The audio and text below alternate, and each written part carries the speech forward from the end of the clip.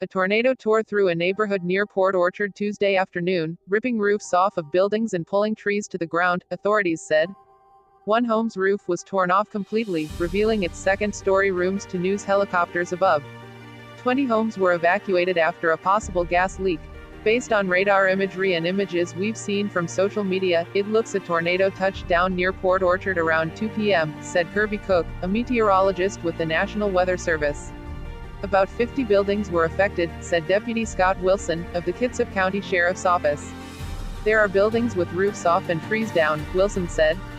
I don't have any numbers of anybody injured, or, God forbid, anybody deceased. At least 7 homes were damaged, according to Bob Calkins, of the Kitsap County Department of Emergency Management. Wilson said the tornado's epicenter was near the intersection of Bethell Road Southeast and Southeast Salmonberry Road just outside of Port Orchard and a few blocks away from a Walmart Supercenter. The tornado traveled northeast. The sheriff's office described the damage as catastrophic, warning residents to stay out of the area or shelter in place. Power lines are down and gas lines are being checked for leaks, the office said in a tweet. This area has not been deemed safe, the tweet said. Calkins said authorities were investigating a reported gas leak in a neighborhood near southeast Tiburon Port. There's about 20 homes that we know of now that we've asked people to evacuate, Calkins said, noting that he did not know if those homes had been damaged or if the leak was related to the tornado. The evacuation area was in the Tiburon Port area west of Harris Road Southeast and between Lund Avenue Southeast and Salmonberry Road. Everyone else should take shelter, Calkins said. The American Red Cross planned to open an evacuation center at 4 p.m. in the St.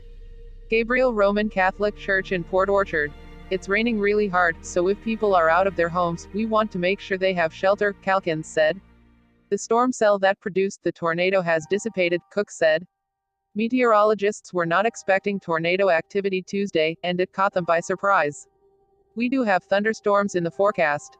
We were not expecting any to be severe. Certainly this one was, Cook said. Part of the challenge with this kind of phenomenon, it's so infrequent here. It's hard to forecast. It highlights why folks should pay attention to the weather and be aware. Tornadoes are relatively rare in the Northwest. From 1950 to 2016, 120 tornado events were recorded in Washington state, according to storm event data from the National Oceanic and Atmospheric Administration. We're not Tornado Alley. This isn't the Midwest, Cook said. We tend to get them in the cool months. This is a cold season event for us in the Northwest.